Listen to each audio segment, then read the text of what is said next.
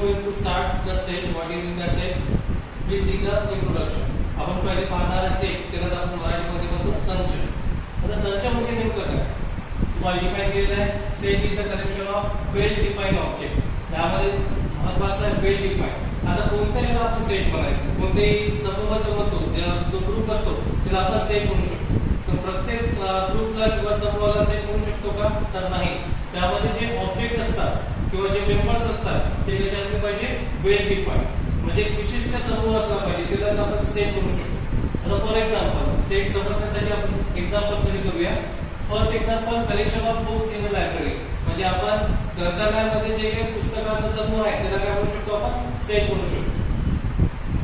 Second, collection of even natural number. आता collection of even natural number म्हणजे काय? हा ग्रुप आहे कोणाचा? इवन नॅचरल नंबरचा. आता तुम्हाला माहिती आहे इवन नॅचरल नंबर त्यालाच आपण मराठीमध्ये म्हणतो सम नैसर्गिक संख्या. जसं फॉर एक्झाम्पल सेट येणार 2, 4, 6, 8 and so on. So it is called set. Third example पहा, brilliant student in your class. म्हणजे आपल्या क्लासमध्ये हुशार विद्यार्थ्यांचा समूह किंवा संच, त्याला आपण सेट म्हणू शकतो का? तर त्याला सेट म्हणता येईल का? तर नाही. का नाही म्हणता येणार? कारण की आपण डिफाइन काय केलं आहे? Set is a collection of well defined object. म्हणजे जे प्रत्येक जो ऑब्जेक्ट असेल, प्रत्येक जो मेंबर असेल तो कसा असला पाहिजे? वेल डिफाइन्ड, म्हणजे विशिष्ट असला पाहिजे. आता याच्यासाठी काय होणार? हा कन्सेप्ट कसा होणार?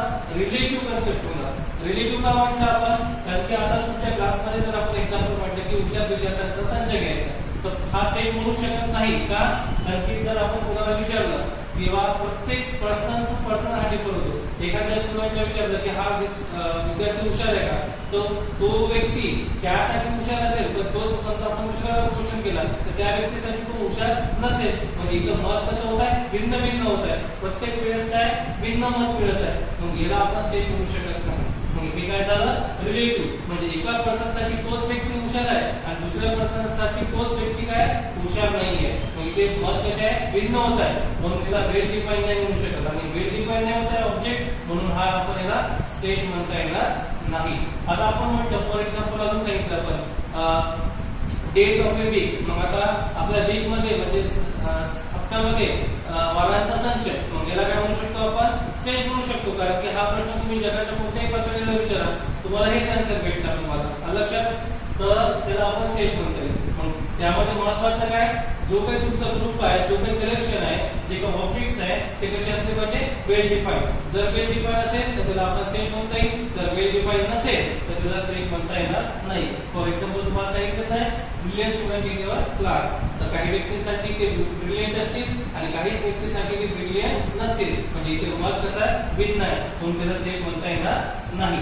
आता सेट राईट करताना काही बेसिक गोष्टी आपल्याला लक्षात ठेवायच्या. जसं set denoted by capital letters. मग सेट लिहिताना कधी पण काय वापरायचं आहे? कॅपिटल अल्फाबेट्स वापरायचे. फॉर एक्झाम्पल सेट लिहिलं आपण कॅपिटल ए, कॅपिटल बी अशा पद्धतीने वापरायचं. म्हणजे set always denoted by capital alphabets.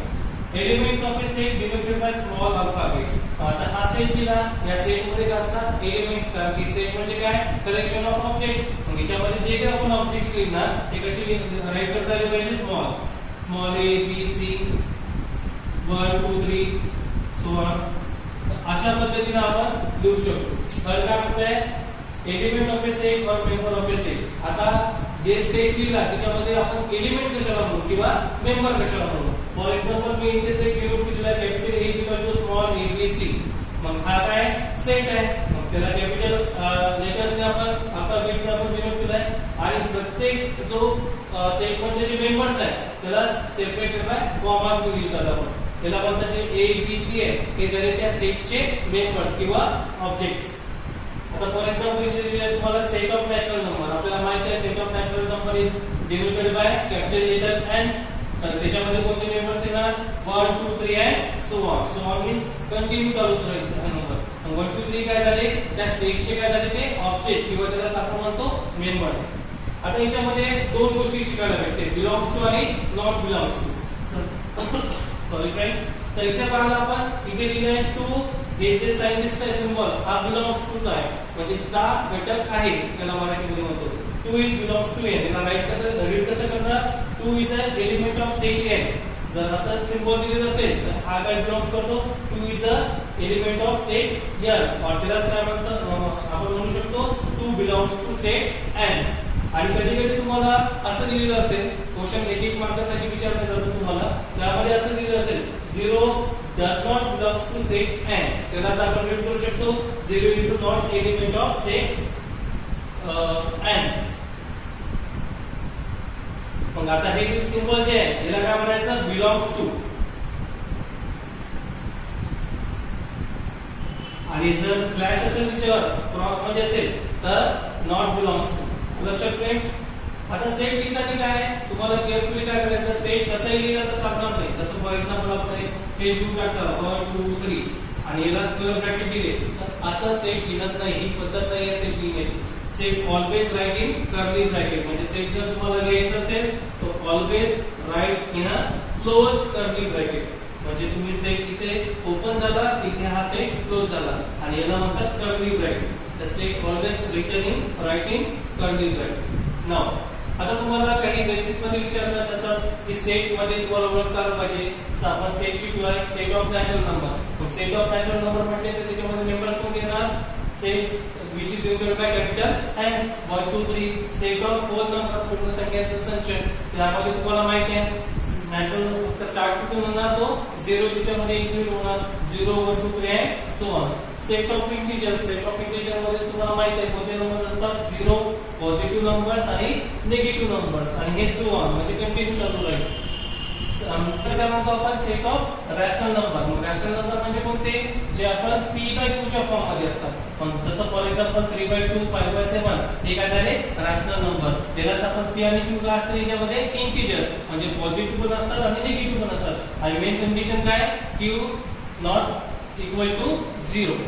तर सेट ऑफ रॅशनल नंबर माहिती आहे तुम्हाला रॅशनल नंबर मध्ये.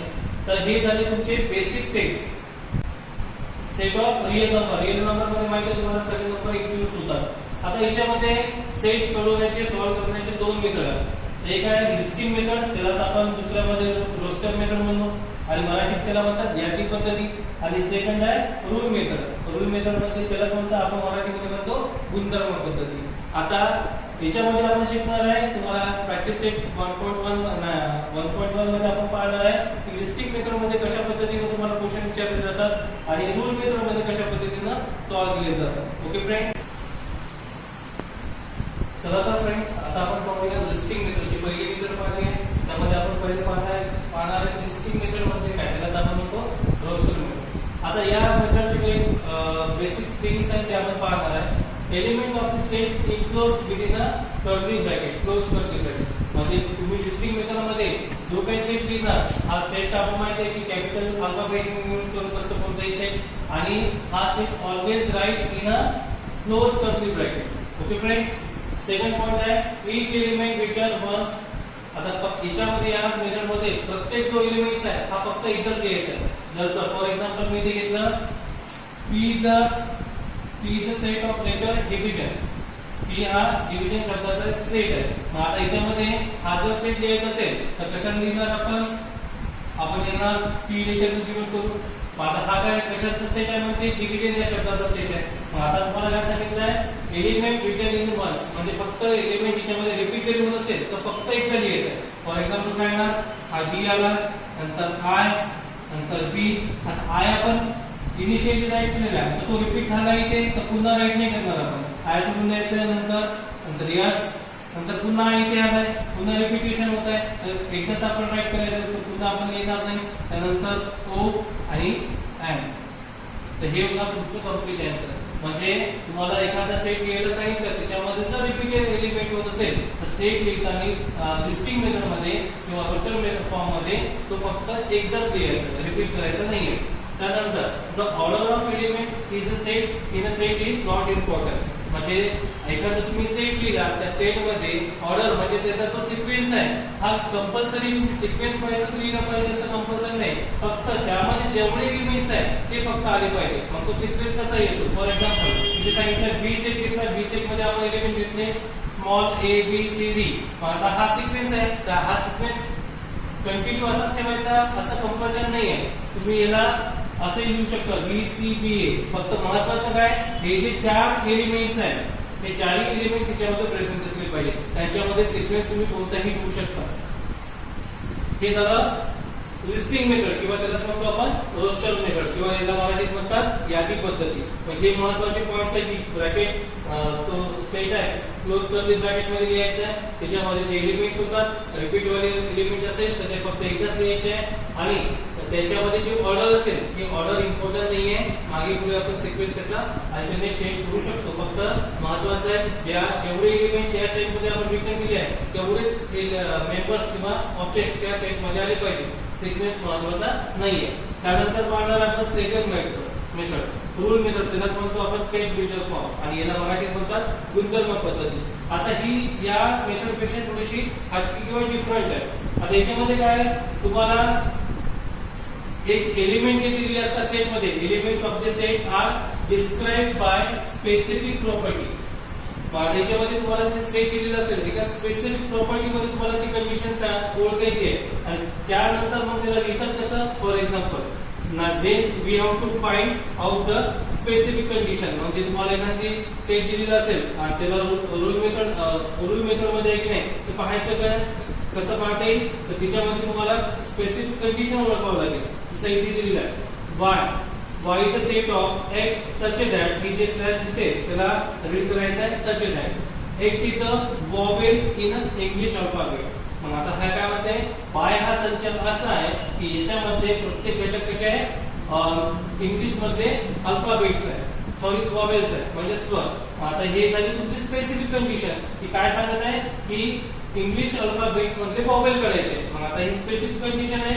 याला समजा आपण कन्वर्ट करतो म्हटलं लिस्टिंग मेथड मध्ये तर काय येणार याच्यामध्ये x सच दॅट x कसं आहे वॉवेल्स आहे कशाचे इंग्लिश अल्फाबेटचे. मग तुम्हाला माहित आहे स्वर कोणते असतात इंग्लिश अल्फाबेट्स मध्ये ए ई आय ओ यू हे झाले तुमचे वॉवेल्स इंग्लिश अल्फाबेट्स मध्ये. आणि आपल्याला माहित आहे जेव्हा आपण लिस्टिंग मेथड मध्ये लिहितो तेव्हा सेपरेटेड बाय कॉमास जे मेंबर्स असतात सेपरेटेड बाय कॉमास आणि आपण रिपीट करत नाही याच्यामध्ये. आता सेकंड पहा बी मध्ये काय दिलेलं आहे B is a set of x belongs to w. w म्हणजे काय तर सेट ऑफ होल नंबर आणि हा x कुठपर्यंत लिमिट आहे त्याची x इज लेस दॅन 10. बी हा संच कसा आहे की याच्यामध्ये प्रत्येक घटक होल नंबरचे आहे म्हणजे पूर्ण संख्या आणि हा पूर्ण संख्या कुठपर्यंत आहे 10 पेक्षा कमी. म्हणजे याच्यामध्ये काय येणार b is equal to set आपला होल नंबरचा सेट माहिती पूर्ण संख्यांचा संच कशा चालू होत असतो 0 1 2 3 4 5 6 7 8 9 10 येणार का याच्यामध्ये नाही कारण काय म्हणतात x इज लेस दॅन 10 म्हणजे 10 पेक्षा कमी. इथे हा क्लोज ब्रॅकेट. तर अशा पद्धतीनं रूल मेथड मध्ये थोडंसं स्टुडंटला कन्फ्युजन होतं कारण की यामध्ये तुम्हाला एक स्पेसिफिक कंडिशन दिलेली असते त्या स्पेसिफिक कंडिशनला तुम्हाला समजून तो सेट घ्यायचा असतो. लक्षात फ्रेंड्स. आता हे तुम्हाला दोन मेथड झालेले आहे. आय होप तुम्हाला समजले असेल की लिस्टिंग मेथड आणि रूल मेथड यामध्ये डिफरन्स काय. लिस्टिंग मेथड मध्ये तुम्ही सरळ सिम्पली समजून जायचे की जिथे तुम्हाला कॉमास दिसताय ते लिस्टिंग मेथड मध्ये आणि जिथे तुम्हाला सच दॅट वगैरे असं साइन दिसेल की तुमचं रूल मेथड मध्ये दिलेलं आहे किंवा ज्याला म्हणजे आपण सेट बिल्डर फॉर्म मध्ये दिलेलं आहे गुणधर्म पद्धतीमध्ये दिलेलं आहे. जिथे स्लॅश दिसेल तुम्हाला असं तर ते झालं तुमचं रूल मेथड मध्ये आणि जिथे तुम्हाला सेट मध्ये असे कॉमास वगैरे दिसत असेल ते आहे तुमचं लिस्टिंग मेथड मध्ये. तर अशा पद्धतीने आपण दोन सेट कोणत्या याच्यामध्ये दिले ते फाइंड आउट करू शकतो. चला तर फ्रेंड्स आता आपण पाहूया तुम्हाला दोन मेथड समजले असतील लिस्टिंग मेथड आणि रूल मेथड मध्ये. आता काही प्रॅक्टिस सेट आपण स्टार्ट करणार आहे. प्रॅक्टिस सेट 1.1 यामध्ये क्वेश्चन दिलेला आहे write the following sets in a roster form. म्हणजे तुम्हाला खाली काही दिलेले आहे त्याला कशामध्ये कन्वर्ट करायचं तुम्हाला यादी पद्धतीमध्ये करायचं आहे. आणि आपल्याला माहिती आहे लिस्टिंग मेथड मध्ये यादी पद्धत मध्ये आपण काय करतो की क्लोज ब्रॅकेट मध्ये सेट लिहितो आणि प्रत्येक एलिमेंट्स सेपरेट करतो आपण कॉमाच्या sign. The set of even number. मग तुम्हाला काय पहिला प्रश्न विचारलेला सेट ऑफ इव्हन नंबर म्हणजे सम संख्यांचा सेट लिहायचा आहे. मग आता तुम्ही अल्फाबेट कॅपिटल अल्फाचे कोणत्याही दाखवू शकता. फॉर एक्झाम्पल मी इथे बी दाखवतो capital B is equal to set of even number म्हटलेला आहे. मग इव्हन नंबर कोणते असतात तुम्हाला माहिती आहे 2 4 6 अँड सो ऑन. हे झालं सिम्पली आन्सर तुमचं set of even number. Second question दिलेलं तुम्हाला set of even prime number from 1 to 15. 1 ते 50 पर्यंतचे इव्हन प्राईम नंबर सम मूळ संख्या. आलं लक्षात? मग आता तुम्हाला माहित आहे 1 ते 50 पर्यंतच्या सममूल संख्या कोणत्या आहे? फक्त एकच संख्या आहे, ती काय? इव्हन पण आहे आणि प्राईम पण आहे. त्याला आपण सेट सपोज ए सपोज करू. काय ती? 2. दोनच अंक असा आहे, तो इव्हन पण येतो आणि प्राईम पण येतो 1 ते 50 पर्यंत. सेट ऑफ निगेटिव्ह इंटिजर्स आपण आधीच पाहिलेला आहे. Set of natural number, set of whole number, set of integer, set of real number. तर तुम्हाला काय घ्यायचं आहे? Set of negative integers. मग निगेटिव्ह संख्या घ्यायची आहे फक्त. मग काय ना सेट, फॉर एक्झाम्पल मी सी ने दाखवतो किंवा आय ने पण दाखवू शकता तुम्ही. मी सी ने दाखवतो इथे. पण सेट ऑफ निगेटिव्ह म्हणजे नंबर्स कोणते यायला पाहिजे, याच्यामध्ये मेंबर्स कोणते यायला पाहिजे? सगळे निगेटिव्ह. -1, -2, -3, -4 and so on.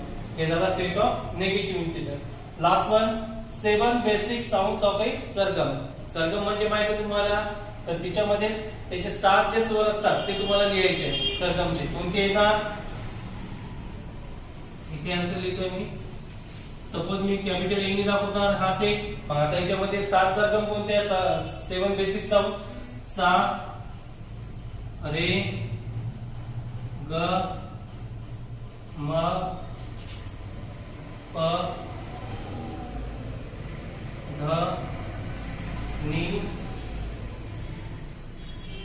सा येणार का याच्यामध्ये? सर तुम्ही तर म्हणत आहे 7 बेसिक साऊंड आहे. याच्यामध्ये किती आहे? 1 2 3 4 5 6 7. आता याच्यामध्ये जर आपण म्हटलं सा रे ग म, आपल्याला माहित आहे सरगम कोणती आहे? सा रे ग म प ध नी सा. तर मग आपली कोणती मेथड शिकत? आपण लिस्टिंग मेथड. मग याच्यामध्ये शेवटी 6 आलाय का रिपीट? आपण रिपीट लिहिलाय का इथे? नाही, कारण की आपण 6 हा सुरुवातीलाच लिहिला होता. जरी आपल्याला माहित आहे सा रे ग म प ध नी आणि सा येतो, तर 6 आपण काय राईट नाही केलाय? कारण की लिस्टिंग मेथड मध्ये जो एलिमेंट्स आहे फक्त आपण एकदाच राईट करणार. आता ओके फ्रेंड्स, हे तुम्हाला प्रॅक्टिस सेटमधला फर्स्ट क्वेश्चन घेतलेला आहे. यामध्ये या बेसिसवर तुम्हाला काही क्वेश्चन दिले जातील. ते क्वेश्चन तुम्ही सॉल्व्ह करून पाहायचे आणि सॉल्व्ह केल्यानंतर मला व्हॉट्सअपवर सेंड करायचे. Okay friends.